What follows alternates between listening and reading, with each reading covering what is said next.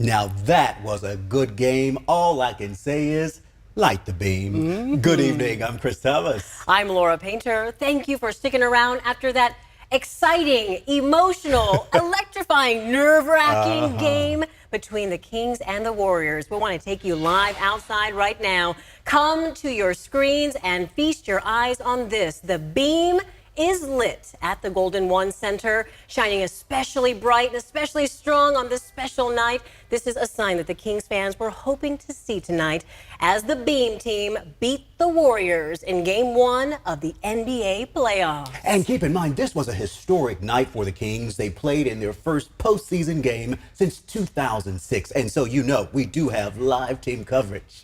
Oh, yeah, that live team coverage going strong tonight. Devin Truby is with fans in the downtown Commons area. Carly Gomez is checking out the party going on in Sacramento. And Becca Habegger is live outside Golden One Center, where fans have been screaming all evening. But we start with the dynamic sports duo of Kevin John and Matt George. Give us those game-winning highlights. Hey, Chris, I think you just tossed to us, but it's so loud in here, I can barely hear anything. At any rate, if you guys want to know what the loudest place on earth sounds like, Golden One Center for the last 2.5 hours definitely broke decibel levels and tore the roof off of this place. I'm Kevin John, right next to Matt George right here. And Matt, one word to describe what we just witnessed inside of Golden One Center. I think chaotic in so many ways. Like, this win was a very chaotic win for the Sacramento Kings. They did not win by the way that I thought they were going to have success in this series, which was shooting the ball well. Now, the good news is the shot came in late. They started hitting shots when it mattered, especially De'Aaron Fox in the fourth quarter, which we should be used to at this point, right? But overall, the Sacramento Kings didn't play a great offensive basketball game. They stayed in it. They stuck in it. And that was something we didn't know if they were going to be able to do against this defending champion team. Absolutely. I'll tell you this. The Sacramento Kings, they felt the disrespect all throughout the week. They heard all the pundits and everyone talking about them, that they didn't stand a chance in this series against the defending champion Golden State Warriors. And you know what the Kings did tonight on national TV? They lit the beam for the whole world to see what they're made of. You just heard us talking about it.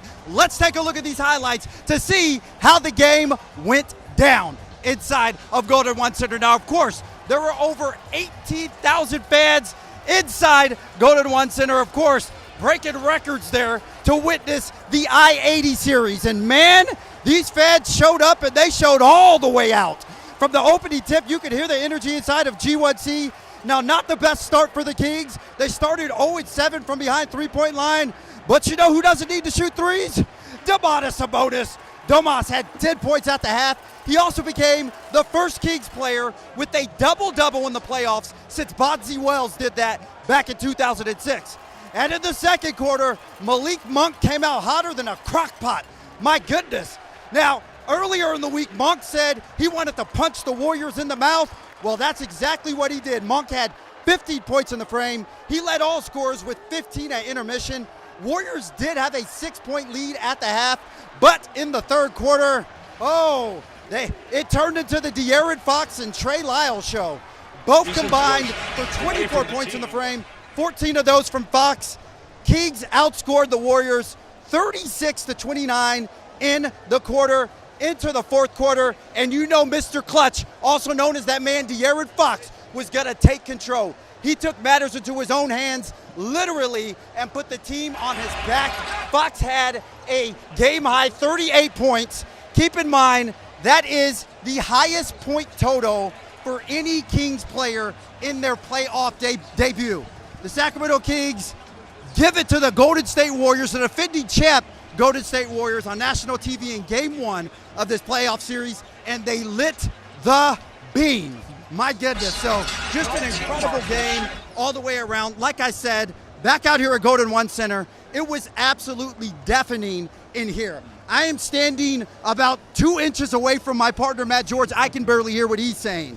At any rate, Matt, what was one of the things that surprised you the most, or shall I say, really got you excited for the first half of this game. Well, the reality is the Sacramento Kings should be feeling really good about the remainder of the series, not just because they went up 1-0, but they did it without having to explode offensively. I really thought that was going to be the way. They were going to play that historic offensive pace. They had the best offense in NBA history during the regular season, so we're going to see if the Sacramento Kings had to score at that rate in order for them to have a chance in this series. Excuse me, and offensively, it looked like the Sacramento Kings were in that position, especially in the third quarter. Golden State Warriors were rolling. They were up by 10 points in the third quarter. Sacramento Kings closed that third quarter on a massive 15-4 run to actually take a lead going into the fourth. They did that with Steph Curry on the bench. It was really important for them to win those minutes. Then they come in the fourth quarter, extend that lead a little bit. Curry and Klay Thompson come out firing, as we knew they will. Sacramento finds a way to hold on, a lot of it having to do with the big shot making of De'Aaron Fox. Get this, De'Aaron Fox and Malik Monk scored a combined 70 points. This is both of their first ever playoff game. Talk about making a statement.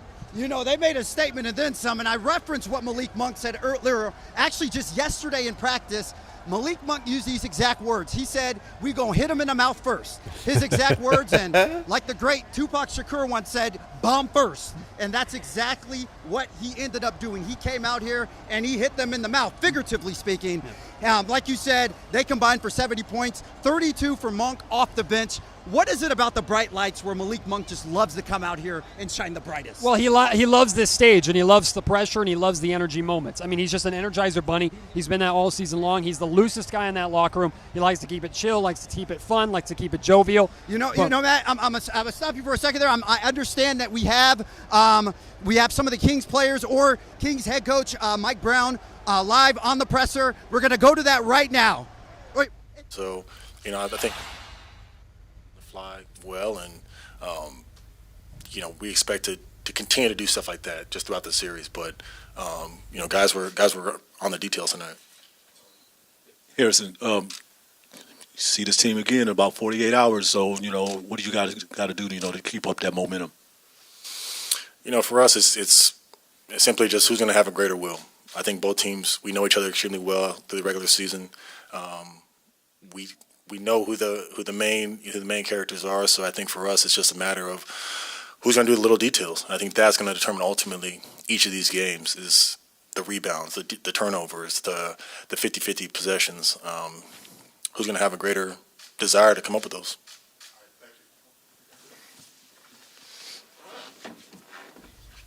You have been listening in to the news conference there with Harris and Barnes. Don't forget, Game 2 is coming up on Monday at Golden One Center. This is one of those things where you really saw the Kings had the fight. If people didn't know, now you know. The Kings are the real deal. And Laura, here's the thing. This is the first time that all 4 NBA teams here in California are in the playoffs, and the Kings are leading the way. Definitely. 17 years, 16 seasons in the making. I'm thinking of some of the youngest fans out there who are under that age. They've never seen this happen before, and so exciting. Really great job.